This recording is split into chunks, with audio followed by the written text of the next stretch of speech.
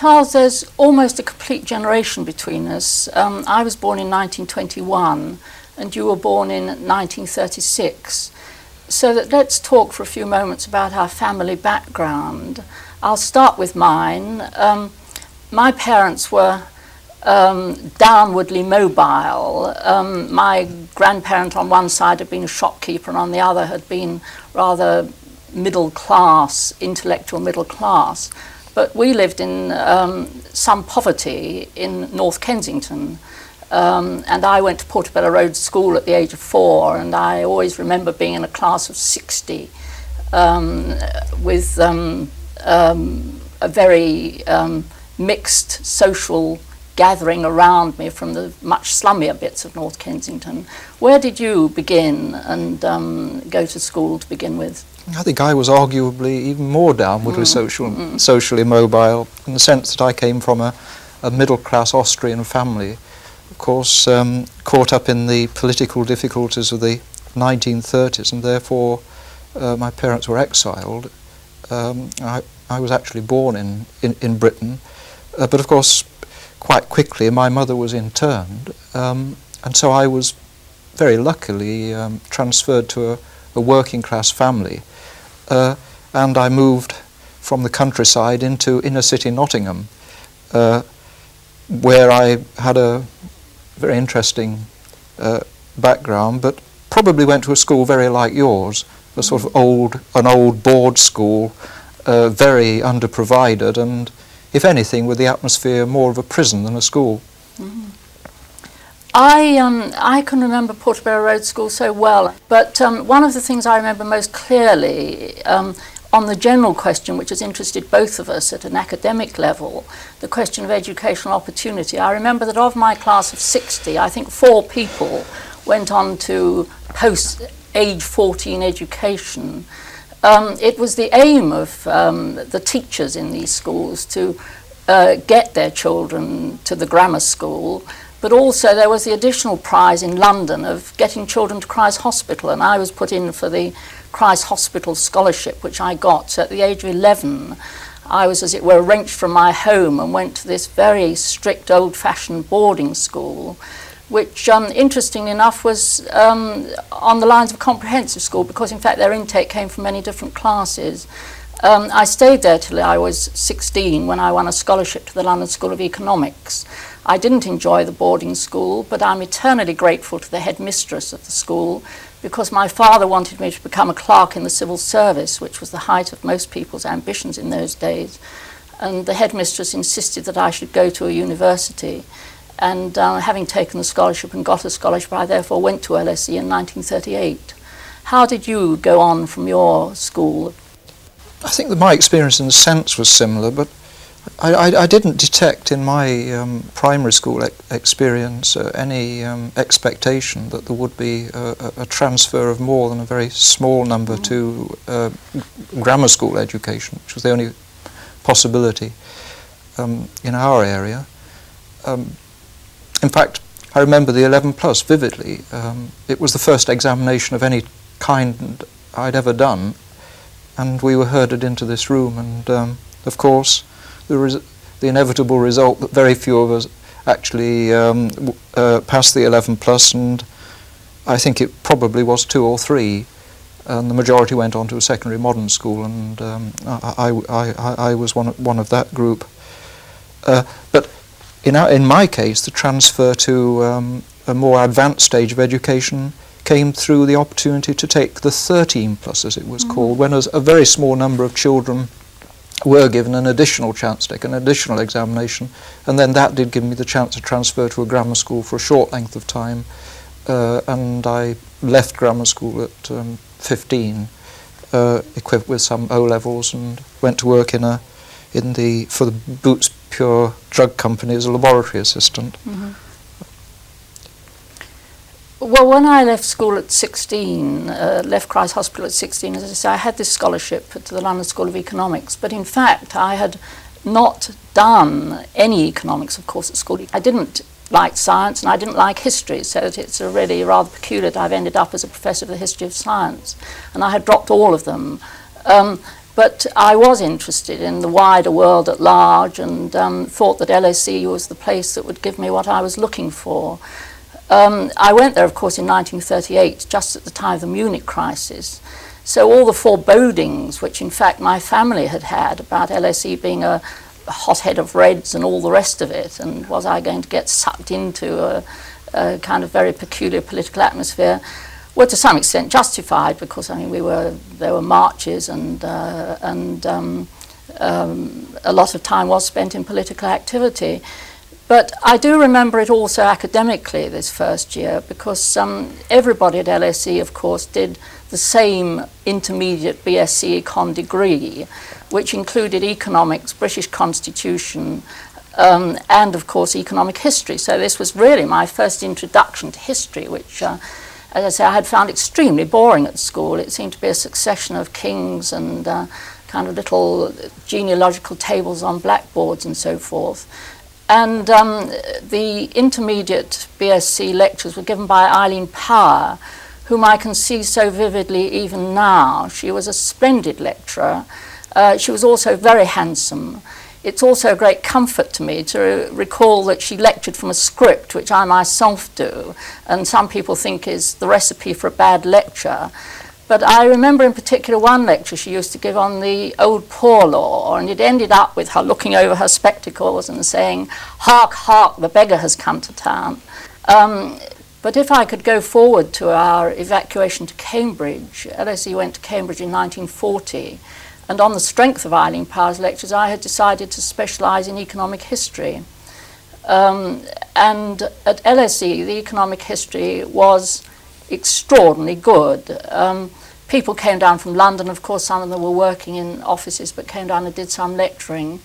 But the history, the people who were particularly important as teachers were Tawney, who used to come down. Again, I can see him in this wonderful, extraordinary ancient rough tweed suit, and his glasses pushed up over his forehead, and his white hair, and I can remember his voice still.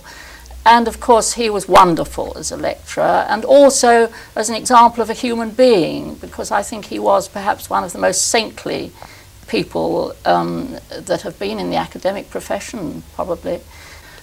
Can I go back and ask you how you went on from your school, your grammar school? Yes, I mean, I think the thing that I'd like to pick up perhaps is the sort of historical content, really, because like you, eventually I became a historian and had an instinct for it at a relatively early age. But of course it didn't come from school. I can't remember anything about history at school. I think I did almost no history at school. The things I remember about school were science. And of course I then became a laboratory technician. So again, working in the evening for part-time qualifications at the Nottingham Technical College, entirely in science. But of course my sort of intellectual environment as an adolescent was really among the working men who were in the association with my guardian. Of course they were active socialists, and they had a strong view of history. And it was that kind of thing which I do deeply remember, and I think to the degree that I have any sort of intellectual obligations, they are to that particular group of self-educated men. They were really quite remarkable, particularly Tom Mosley, the leader of the Nottingham secularists, who was not only an active writer but also a remarkable orator. Every Sunday evening we used to go to the Nottingham Cooperative Hall for a socialist meeting, and from the Cooperative Hall we used to process down to the Market Square, where Tom Mosley would harangue the crowds. And it was a very impressive experience. So I picked up an interest in history and already read a great deal before I went to university. I always remember asking you once, Charles, I said, how do you know so much history? And you said you were reading Morley's Life of Gladstone in the public library when you were 11. I was enormously impressed, yes, because I, as somebody who was doing history, would never have dreamt of reading Morley's Life yes, of Gladstone. I just read anything that came to hand, really. I had no idea of sort of no idea really that sort of books of being more or less advanced. I remember one particularly precious set of books which you had at home were the Left Book Club editions. I didn't realise, of course, at the time how useful the acquaintance with those would be in later life, but I found that from time to time I've picked up bits of the Left Book Club experience and exploited it. And as I was growing up, of course, it was the time of the first the Labour government after the war, and it was a time among socialists of great idealism and expectations.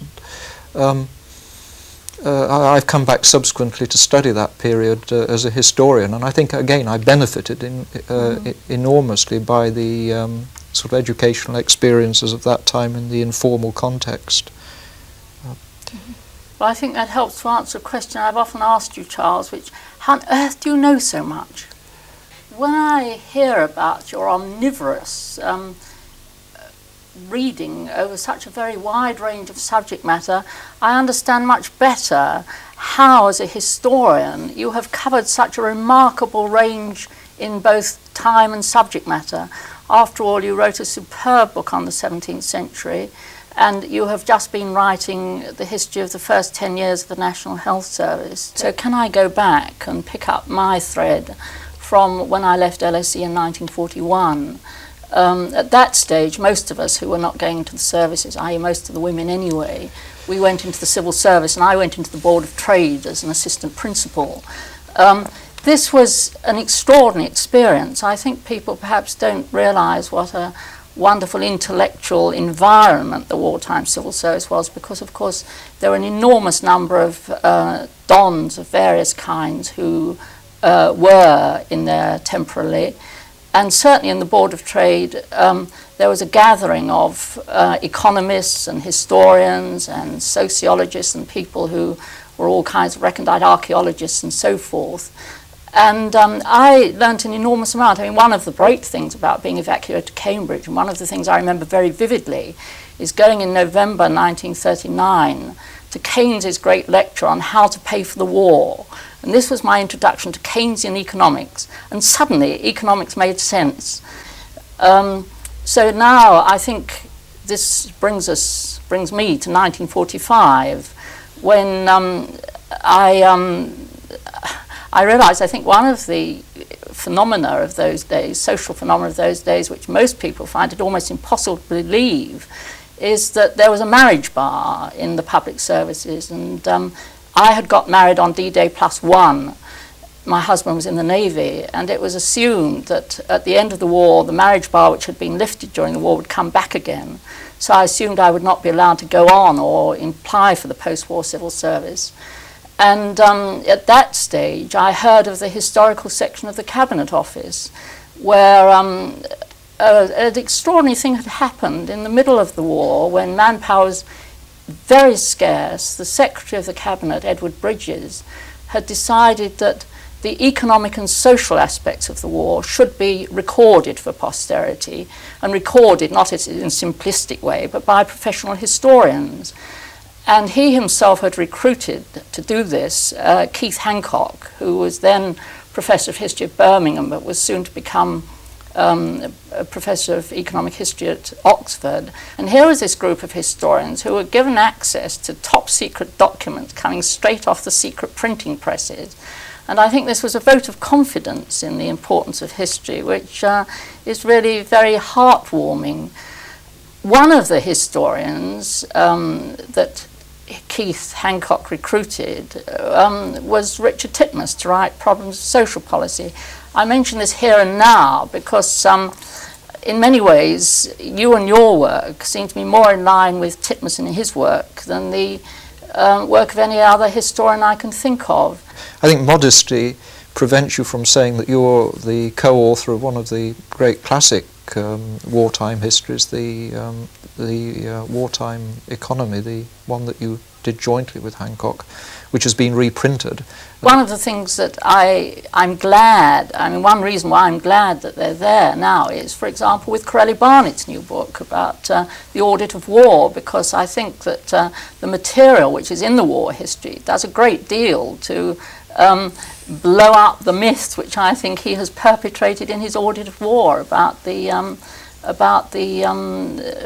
war economy, the way it was run, the fact it was a disastrous failure, and so forth. No, I think it was, but I think it was partly the confidence and, as I say, the ability of Bridges to persuade Churchill, and it was done at that level, that history was an important part of the war effort at a time when there was a great demand for historians in other places. But perhaps to continue this, as I say, I went into the war histories in 1945, and I thought after a time that perhaps my experience and indeed my interest would be well served by doing something else. But again, it was the marriage bar that came into it, because all historians were unestablished civil servants. We were not unestablished. There was no pension, and my husband was a professional musician earning rather little. So I thought, I can't stay in an unestablished job. I had 2 sons by that time. And at this stage, in 1959, the Atomic Energy Authority also very praiseworthily advertised for a historian and archivist. They wanted somebody to get their records in order, and they wanted a history written. So I transferred to the Atomic Energy Authority in 1959 from the Cabinet Office. I ought perhaps to bring my sort of side of the story a little further forward at this point, and it isn't necessary to dwell on this at length, but I went to University College London again as a science student, and of course for 3 years history impinged very little on my activities.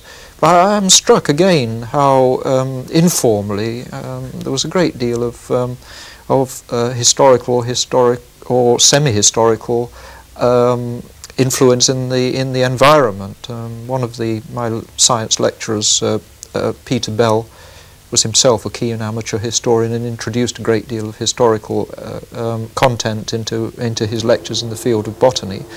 And there were some formidable left-wing intellectuals still at University College at that time, led by JBS Haldane, and I think it was one of the few places in higher education, University College, where there was a noticeable Marxist element in the academic staff. And one didn't realise how unusual and perhaps even unique it was at the time, but it was certainly helpful for keeping the spirits up.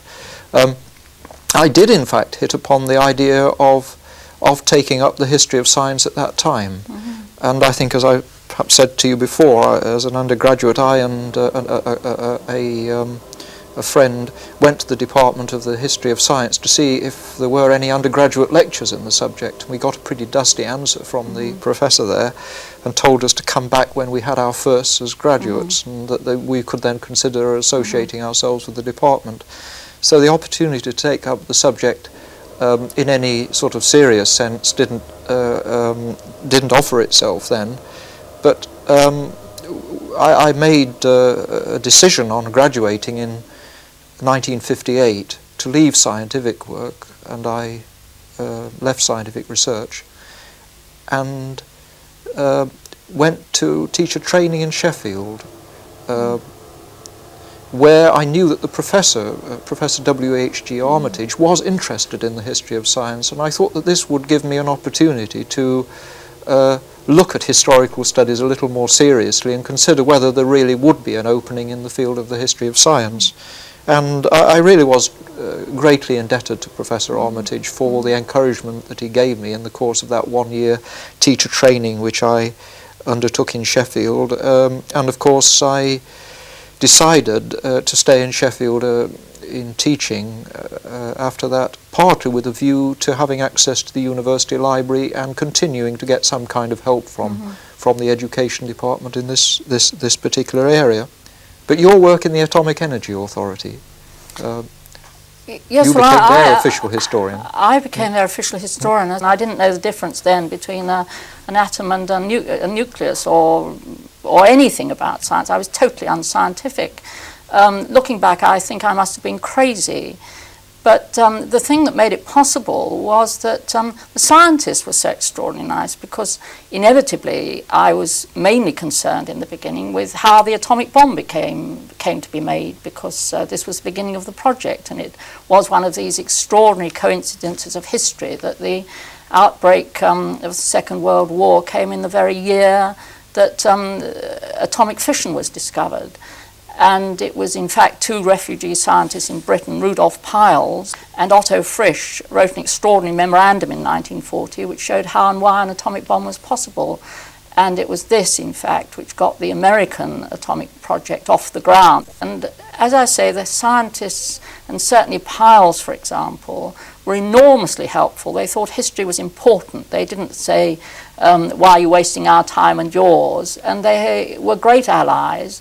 The papers were difficult to find, because I remember finding a copy of the Peierls-Frisch memorandum, which everybody said had disappeared at the bottom of an old cornflake box. And of course, the interest to me was that it mixed science with politics, because while the scientists were doing all their discovering, there were great political negotiations going on at the President-Prime Minister level. So it was the kind of history that I like, where everything is mixed up and life isn't separated out into self-contained compartments. But after my first atomic energy book came out in '64, I thought, well, perhaps it would be a good thing to go and teach in a university with this experience and so forth.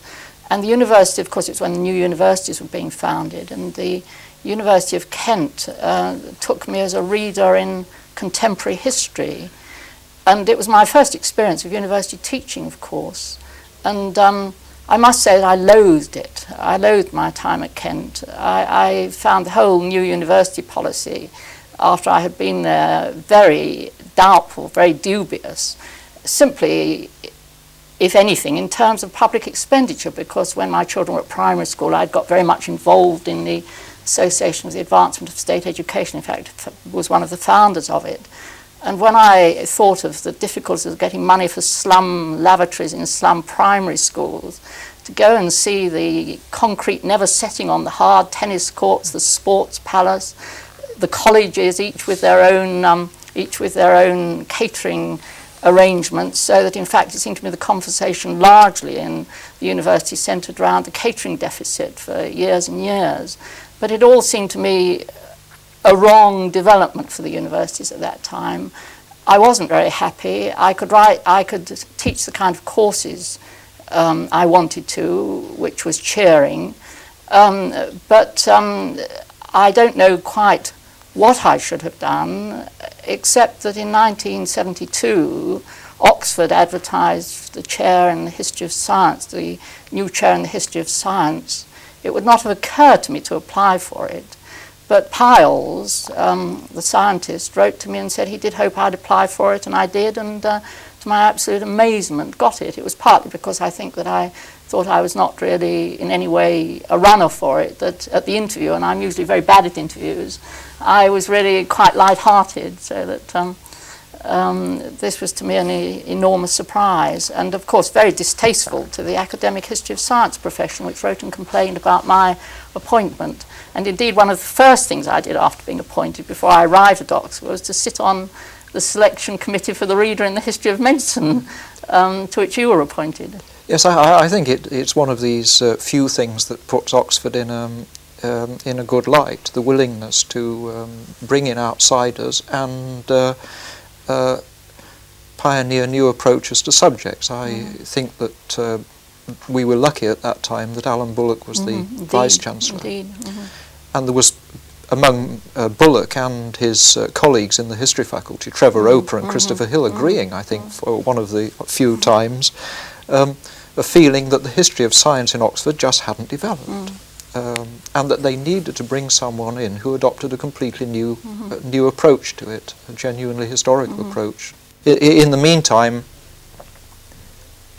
owing to the same expansion of the universities, I was able, after pursuing research part-time as a schoolmaster to move to Leeds University, and I think I was lucky. I mean, I like Leeds University, I like Sheffield University, I like Leeds University, and like you, I think that the old civic universities were great institutions, and they were very much maligned at the time, and the development of the universities was a disaster.